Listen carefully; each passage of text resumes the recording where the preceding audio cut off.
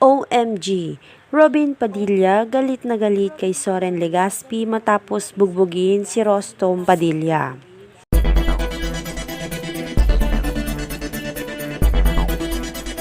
Hindi pa rin natatapos ang viral ngayon na issue nila Carmina Villarroel at Soren Legaspi.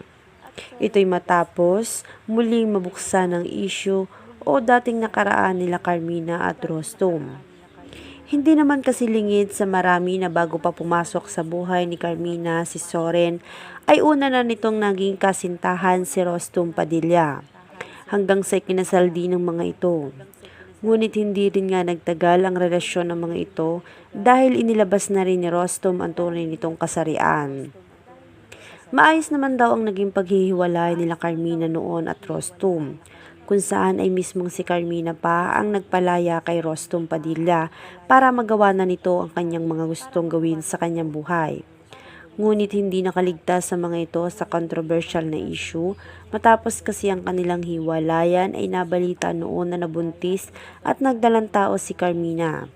Ngunit hindi ito isinapubliko.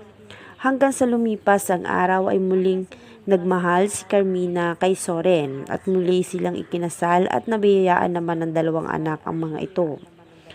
Ngunit ngayong araw ay tila muling nabuhay ang issue sa nakaraan nila Carmina at Rostom.